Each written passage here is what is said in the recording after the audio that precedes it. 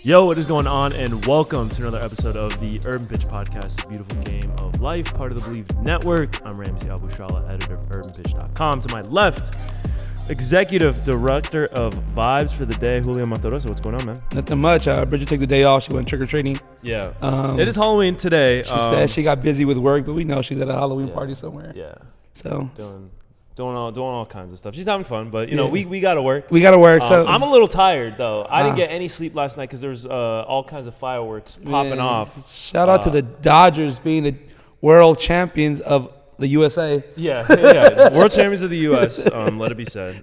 Shouts to Noah Lyles for that. But the Dodgers, man, they did it. They did it. It was the sports, like baseball media will tell you that it was, an underdog story, but they spent $1 billion in the offseason and they got the return on their investment. The Real Madrid of baseball won. Yeah. But they made it happen. So clearly the Dodgers deserved to win it. They were a better team. Their stars weren't there. Mookie Betts, Ohtani weren't playing at all-star material, but you got a Freeman, a Tail, a Kike, you have your fourth, fifth options becoming stars. Yeah, I mean Freddie Freeman was just my god, with 6 home runs in 6 straight World Series games, record going back, 12 RBIs. This guy, man, and his teeth were perfect. Yeah, my boy got the good veneers. He got the good veneers. Yeah. Shout out to him, man. No, and like the game was up and down, 5-0. Yeah. And then the mistakes after like Jude was the Yankee Judge. Yeah, he's not. He found a bad time to lose his game, but both the Yankees and the Dodgers stars weren't really like. Yeah, and that's how it goes sometimes in these big series. It's the role players that really step through. Yeah, and the role players were looking like their previous years when they were Golden Gloves, like MVP. So it just shows that the better roster won this game. And a lot of people were saying the Yankees had an easy road to the finals. So American League was a little bit easier, but I mean they were the best team in the American League. Maybe the Padres and the Mets put up better fights than the Yankees did, but that's not for us to decide. We're not here to talk baseball, but we are here to talk about LA because this is, I mean, as much as this is a soccer podcast, this is also the LA podcast. Yeah. So no, but wait. One thing though about that, who the hell puts fireworks on reserve? How the hell do you just hide them? I don't know, because it's instant. Literally the second the last out was made, there was fireworks going off. I don't understand what was going on. What Discord page was this on that people just literally had a flash mob of fireworks? Yeah, it was. I mean, every game it was happening. This game obviously was the biggest one, and it went late into the night. And my dog, man, I took my dogs out for like their late night walk, and then like they're puppies still, so they got kind of scared, but like I kind of hold them down, and they were good. But I saw a few dogs just running the streets because the fireworks. That's what people don't get. The fireworks scare the dogs, man. Yeah, Kobe. So we brought Kobe to the base when he was a puppy. Yeah. For 4th of July, and that was COVID 4th of July, and people were going insane with the fireworks. So he's kind of got baptized by fire. He doesn't get too scared. It's just as long as you're around. And it's just when the first one goes off, he starts barking. But he's in the new neighborhood now, so exactly that too. So and that neighborhood was kind of wild as well. Yeah. They love their fireworks. I'll tell you that. We won't give Ramsey's new address out because I'll be stalking them. Too many crazies out there. Too many crazies. No, but new neighborhood. How was that? It's great. I mean, I'm loving it. Closer to the beach. I'm not in the valley anymore, which is tough. I'll still rep the valley till forever. But like yeah. But I mean, I'm loving it. We're slowly making the new place a home, and we gotta have you guys over at some point. Yeah, definitely. Today's episode is brought to you by Bet Online. Basketball fans, it's that time of year again. The NBA is back. From opening tip-off to buzzer beaters, we are excited for the new season to kick off. BetOnline has you covered with the best odds, biggest promotions, and live in-game betting on all your favorite teams. This season, every game matters. BetOnline has every stat, matchup, breakdown, and live odds to bet on during games. And it's not just the NBA either. BetOnline has odds on everything from football, MLB playoffs, NHL, to even political props. Head to the website today to get in on the action with America's most trusted site for online wagering. BetOnline, the game starts here. The crazy part, like, I knew the Dodgers were going to win once Ice Cube performed over Fat Joe. 'Cause Fat Joe was... I mean, Fat Joe... Shout out to Fat Joe. First off, shout out to Fat Joe. If it would have been Jada with that same song, it would have hit different. Everybody knows Jada's has the hardest verse. On right. I agree. Because we in the streets like little motorcycle. Just take our kids off it with the... Come on now. I think Fat Joe is getting a little bit disrespected because, you know, he's of a certain era. Like, he doesn't have the lasting impact that Ice Cube has. Ice Cube's doing movies. You know, he stayed kind of in the spotlight. But Fat Joe was at one point, you know, the New York artist. You know, and maybe he's not currently that where he was before, but I think he got a little bit disrespected.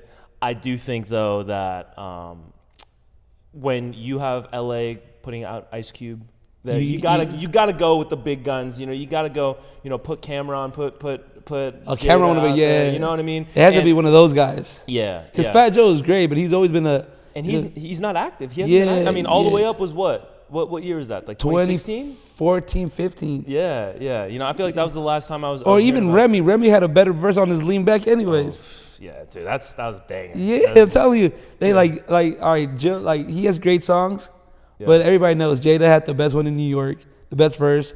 Remy on the Lean Back. Yeah. What are we don't pay admission. Yeah. And then we walk around the metal detectors. She said 740 Fizz Eye. So the thing is, like, even with what was the song I said? The Lean Back. Yeah, it was Remy. New York was Jada, but I was trying to see what other song that he had that was really big. Oh yeah, Make It Rain. Make It Rain was it was a just big one. The only reason it was a real big song is because even though it was all his song, all verses, Lil Wayne's verse. Yeah. I mean, Lil Wayne's hook. Yeah, the hook was crazy. So, Fat Joe he also had, you know, I mean, all the stuff he had with Big Nothing Pun, But Not, yeah. You know, like he was. But it's not like a sports type of songs that he could like. Yeah, I get it, but you need Jada, you need a Cameron, even Lil C, somebody like. Yeah, while we're on this topic, because I wanted to bring this up later in the episode, but while we're on this topic now, we're talking about New York artists and LA artists. Tyler, the Creator, just dropped his new album. Yeah, and he has a line on there saying that you know, he's the biggest in the city outside of Kenny, and I think that, you know, caused some, you know, waves in social media. Yeah, but as wild as that might be to say, I think it's true. I honestly, like the way he's been moving, the stuff that he's been doing. I mean, he's headlining Coachella. Is there another LA artist? No, definitely no. Because we have calls before the pod, guys. Yeah, we were going. Once you brought it up, I was like, sounds dumb. Then I started thinking like, what names, and I couldn't think of any. But Schoolboy Q, like Schoolboy Q. Don't disrespect Schoolboy. Like, I mean, Schoolboy Q is he had a Grammy nominated album, Blue Lips. So wait, was Blue Lips Grammy nominated? Yeah. Did they already release the Grammy nominations? I thought I read something that says Grammy nominated. He might have gotten Grammy. He got nominated for his last album, Blank Face. Oh, all right, they might have been that. Yeah. But yeah, like, but Schoolboy Q still cute. Dang. Yeah. Schoolboy Q still active. His last album, we both agree it was amazing. Fantastic. Q was on the new Tyler album too. Yeah, he has a great verse. I'm not a big Tyler guy. Right. You never got into the whole Tyler. No. But shout out to his whole crew, because they're all doing big things. They're all doing big things. Coming in movies, coming in shows. Yeah. But seeing them all grow up, like, you know, because together. And when I was in high school, that was kind of when they started making waves. I remember listening to I think it was Bastard. This is one of his first kind of the one with cockroaches. What? So that was before that. All right. And I remember thinking like, yo, man, what is, like, this is kind of wild. Like, the production was always crazy, and he does the production for almost all of his songs, which is, I think, really underrated. It was back rap. Right? Yeah, a little bit, kind of like hipster, like, you know. And then Yonkers came out with Yonkers is a great song, which was all over, you know, MTV at the time, and then all like the kind of swag like Melrose, like Supreme guys were really like pushing that. Yeah. We had a big population of that in my high school, and I was not in that crowd, so I kind of strayed away from that. I was like, you know what, forget these. Like I'm off that. You know, even though I liked a lot of his stuff, but as he's progressed, you know, with Flower Boy, Igor, Call Me If You Get Lost. Igor, I loved Igor. Chromacopia, like those 4 albums. That's a 4-album run that I think is tough to match from anybody moving in the game. And like just after just like trying to like study a little bit about the impact, like he is. I'll say that's a 3-headed monster in LA right now. Schoolboy Q, Tyler the Creator, and Kung Fu Kenny. So they can't be matched. That's all what LA has, and it sucks because like as much as politics that hinder LA, our 3 biggest artists are besides Schoolboy Q. Right. They're outside of that. They're outside of that. And I will say Schoolboy Q will be 3rd. It is I don't know. Kendrick he had this big with the beef with Drake. He did have a big presence this year, but I think Tyler the Creator has for his longevity, he's been more important to the city than Kendrick. Ooh, just interesting. Yeah, and then just of the impact that he's been doing, like I'm telling you.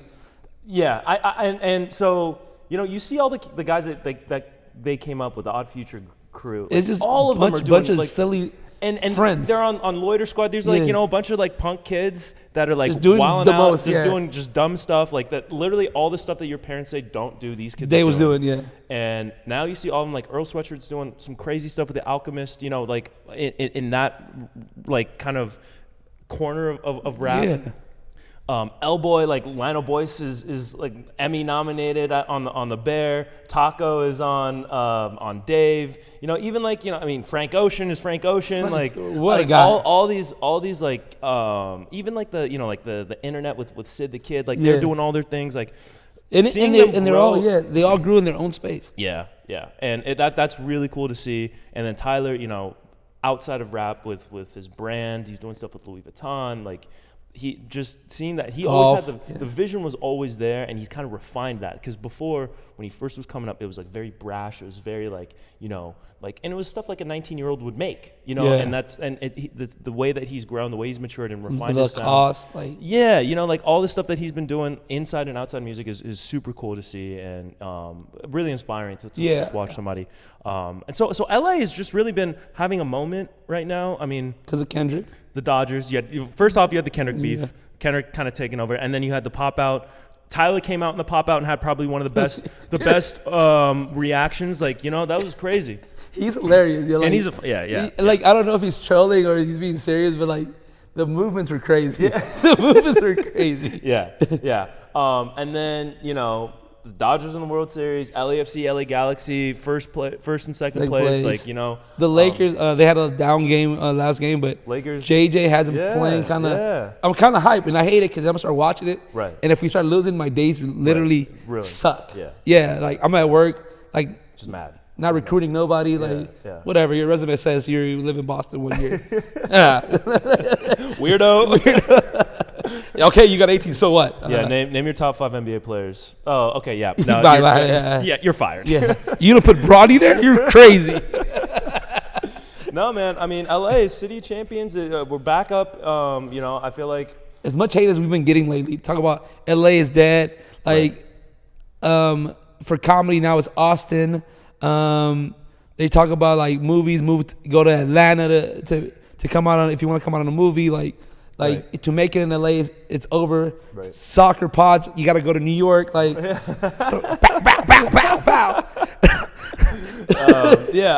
LA. Shouts to the city. Shout out to the city because we deserve this. I feel like we've been getting downplayed for the last few years, ever since COVID. I know y'all was getting jacked in Melrose, so y'all was upset with us. But like, the city deserves this because as much negativity we've been getting, I'm happy that the city is showing you why we still the city of champions. Yeah. Okay, I'm glad we got that. Ooh, that we were talking. Yeah, I know that was kind of crazy. That was kind of crazy. We gotta put the ether. I guess not ether, but not like us. But what up? Not like us. It's played out already. Like let's just let it go. I mean, when you hear it outside, you're still gonna the vibe to it. But I do agree. Like, let it breathe a little bit and then bring it back. But let's get into the soccer side of things because there's a lot going on. A lot going on in the world of soccer. Do you want to start with the Ballon d'Or stuff? Do you want definitely, because like it's been talked about for so long that it's like, right. Let's just talk about it. Okay, so Rodri wins Ballon d'Or on Monday. On Sunday, Vinicius is told, and Real Madrid is told that you're not going to win, and this is the way it's going to go. Real Madrid kind of throws a temper tantrum. They boycott the event. They don't show up. I think Carlo Ancelotti won Coach of the Year. They had a couple Real of Madrid won the Team of the Year. Right. There's going to be a lot of awards there for them. They say no, we're not going. This is something that I think that they were obviously expecting Vinicius to win since probably the Champions League. Don't show up. A lot of people are really upset. I think because Madrid was so upset, that led a lot more people to become upset. What do you think? Because I didn't think that it was so one-sided. We talked about this a couple of weeks back, but what Rodri was not even a name we even brought up to be Rodri? Yeah. No, we did for sure because it was Rodri, Bellingham, and Vinny. See, that's how much I don't care about that guy. No, but like first of all, like y'all gotta see it from the Real Madrid perspective. Everybody's saying I've seen a lot of people in social media just being dumb, talking about like the temper tantrum of one guy is overshadowing how great this ceremony is. Let's go back to Rodrigo not even being on that list of Ballon d'Oro candidates.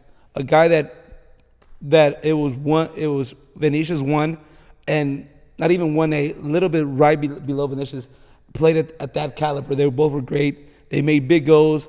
They made a big difference for Real Madrid to win that champions. They did have a Copa America to desire a little bit more about, but the first slap in the face was Rodrigo not even being a contender. Yeah, but I think the final one was Vinny because that's what I'm saying. It's a whole thing. Yeah. So everybody making it seem like one guy is throwing a temper tantrum. But now why does the team? It's not one guy. It's not Vinny. This was Florentino Perez from the top. Like he's the one that's the perception they put in the social media. Right, but that's not the case. That's the case. Not the case. This is not Vinny's decision. And that's what I'm leading up to that. Like the reason the team took a decision because it's not only one person you're affecting. You affected another guy because you're making it seem like he's not top 5 in the world right now. Mm-hmm. So of course, president of Real Madrid was like, you know what? Y'all disrespected us twice already. Let's not go. And I think Vinicius he does have a lot of hate because a lot of Real Madrid haters are wanting to hate just because they're haters. But I believe him being outspoken, which it shouldn't be an issue, is the issue for him not winning it.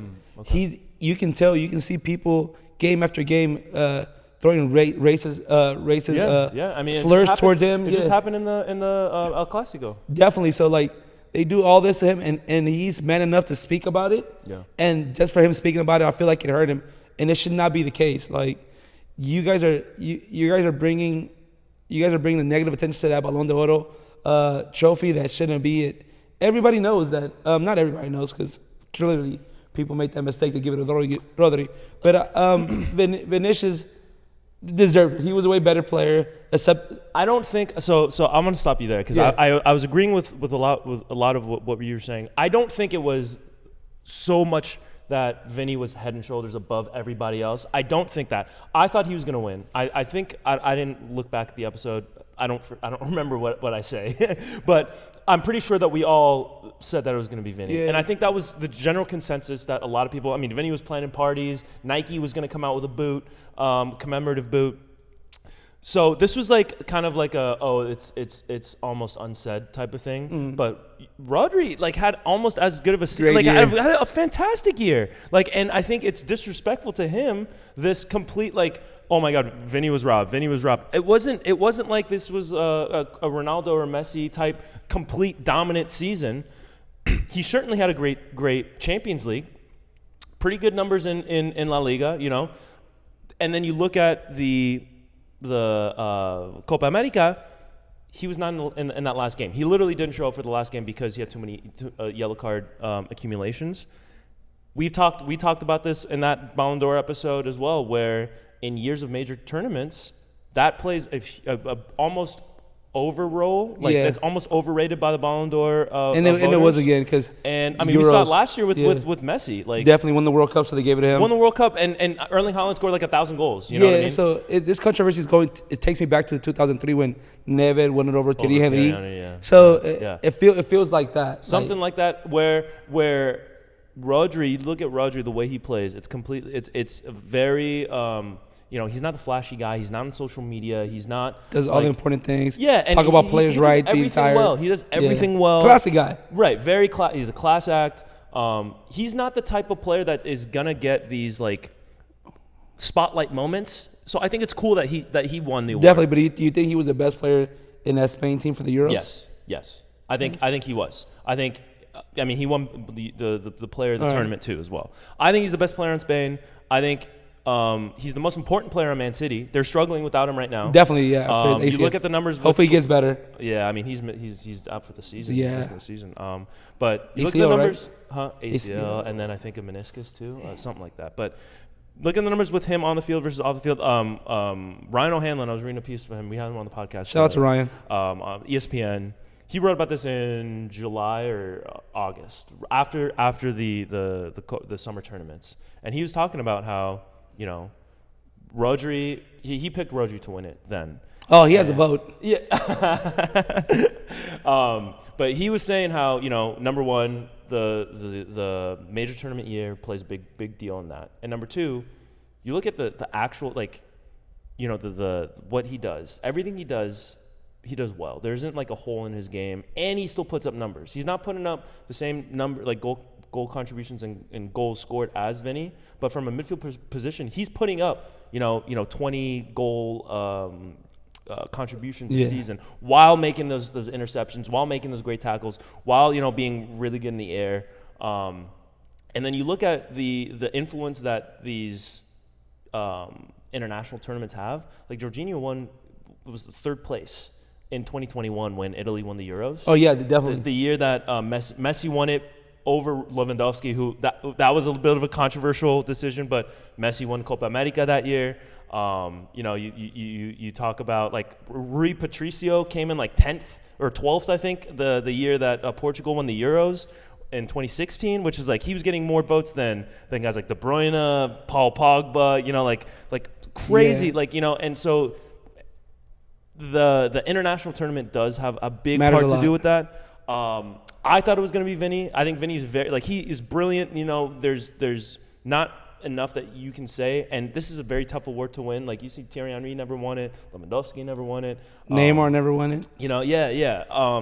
And so I think it was closer than the people that are saying that it was a robbery, this was rigged, all that. And I do think that Real Madrid kind of overreacted a little bit. They got maybe a little bit emotional about this decision because they were coming off a 4-0 loss to Barcelona. You know what I mean? Like when you look at where they were bigger picture, they were supposed to, they had a big comeback win against Borussia Dortmund. It was 2 smacks in the face in 1 week. And then after that, they go, oh my God, we just had a big comeback win. We got the Clásico in the Bernabeu, and then we got Vinny's going to win Ballon d'Or. Celebration. You know what I mean? So they were like, they saw this. They maybe counted their chickens before they hatched. They got dressed up and got slapped at home, and then get slapped again. Pow. All of a sudden, it's just like that sucks. I'm a Real Madrid fan too. Yeah, and it's like, you know what? Forget this. Like this. We've taken enough. And I mean, I'm not a Madrid fan, so I don't like sympathize as much with that. And it's like, there's an entitlement that maybe they've earned. Definitely earned because Kings of Europe, of everything that they've done in the Champions League. The Galactico signings, all that. But when you look at it, it's like from an outside perspective, it's like, oh my, these guys, why are they always complaining for? Like they have everything. They're spending all this money. They have, the season's not going as expected so far. So maybe they're a little bit more frustrated. So I think that's a little bit more what the from my end. No, that makes sense. Why I'm a little bit irked at them not showing up. I do think is more than that. I think is the whole Rodrigo snub as well. Mm-hmm. So, but that is true. That the Barca loss might added fuel to the fire and be like, no, now you're already angry. Right. Little things can blow up. Yeah. So now it's like, oh, Vinicius didn't win. Like, yeah. where none of us is going. Right. Yeah. No, take the gas out the jet. Right. Yeah. But do you think the Ballon d'Or, like, I feel like we have these, like, this has led to a complete, just not chaos, but just like a complete sideshow, distraction talk. Is the Ballon d'Or necessary? Do you think that this needs like all this pomp and circumstance and this controversy and these arguments? Is it really necessary to have this award for the player? Yes, helps them promote them, so it helps them get that bigger contract with a Nike or Adidas. So for those players, yes, but like we have tournament players, like the big tournaments, like the Champions League or the World Cup. Like they have player of the tournament or the Golden Boot or they have these awards already. Do you think that's not enough, or like UEFA Player of the Year? I think it's great for the sport though, because right now we're talking about the controversy, right? Which if you love the drama, previous years they've shown this with previous winners, like the international tournaments are more important than domestic, your club team. Yeah. So, but it still gives us able to debate like, no, but look at him, like how great he was for Real Madrid. They won the Champions, but is the Champions more important than the Euro? Right. Than Copa America? Like, yeah. So it's great for the sport because it keeps the people talking about it. From a fan perspective, yes. It gives us. Yeah, definitely. I don't know how many of my friends I've cursed out in the last 2 weeks of the Barcelona loss, talking about Vinicius and like, you guys or whatever, you guys support racism. So just throwing random stuff just because like they don't agree with me. It's like Trump and Kamala right now. And so I will say this, completely pulling out of an event that didn't go your way and saying that it was rigged and diminishing the prestige of said event. I don't know. It kind of sounds like somebody. I don't know. Fake news. No, don't do my team like that. Don't do my team like that because I'm so blue. You're already down. Fine, I'll stop. I'll take that back. Nah, yeah. You're right though. Oh my God! Blame the Puerto Ricans is what I say. Oh my God! No. We're not getting there. We're not going there. We're not going there. I know because we know where we stand on this. Yeah. But no, definitely, it's just temper tantrum. But it's just one L after another, and you receive them back to back. So yeah, of course you're gonna be mad, but. Yeah, and for Vinicius, and then Real Madrid hasn't been playing good. Let's be completely honest. Yeah. As a Real Madrid fan, they have bigger things to worry about. Yeah, first of all, you got to figure out how that big three is going to play. Yeah. Because Mbappe as a 9 is not working out. Right. No. He does not know what he's doing. He wants to go wide, and then they clog up the wide of the pitch. Like the flanks are clogged up because of both of them. You can't have that. With you can't have dynamic wingers that they have. Yeah, and then Vinicius is just throwing crosses, but. He's a player that he wants to do 2 or 3 moves or something fancy to score a goal. Yeah. One of those 3 heads has to go, which sucks because they're all amazing players. Yeah. Rodrigo, it was like a Man City a rumor at one point. Yeah. They're gonna be scary. Yeah. It's like having that David Villa again, like or not David Villa. What's his name? The little long hairy guy that was really on the wings. Yeah, he's pretty whatever. But it's gonna be another real wing guy that's make Man City scary. So. They either gotta figure it out, see if they can rotate who plays the 9, see who one works best. Yeah. Because it's the Barcelona game. It's just like horrible. Like they had no idea. 007, 0 assists, 0 goals, 7 offsides. Mbappe, like he's definitely struggling to find his place on the team. And I'm Real Madrid fan, and I was mad. Like,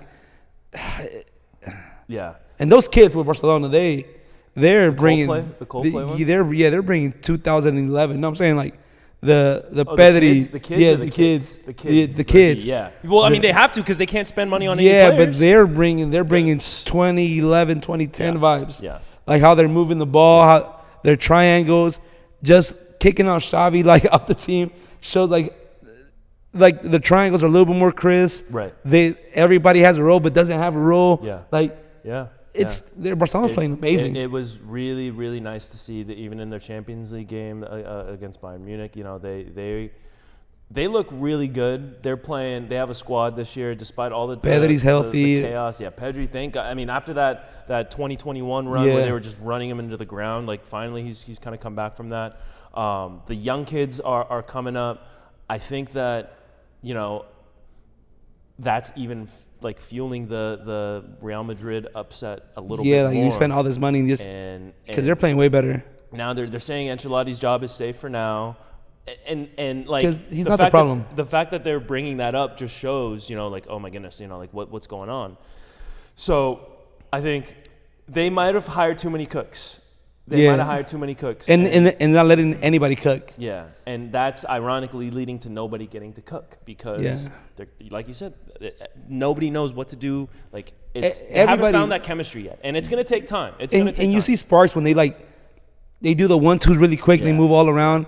It looks beautiful, but at the end of the day, they still don't know where each other likes the ball, unless it's short spaces. But when it comes to long balls, they don't know.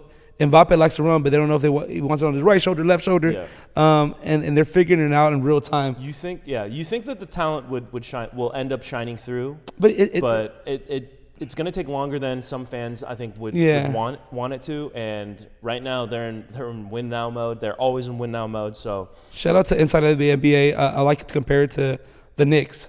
They were like that smacking they got by I forgot the first game.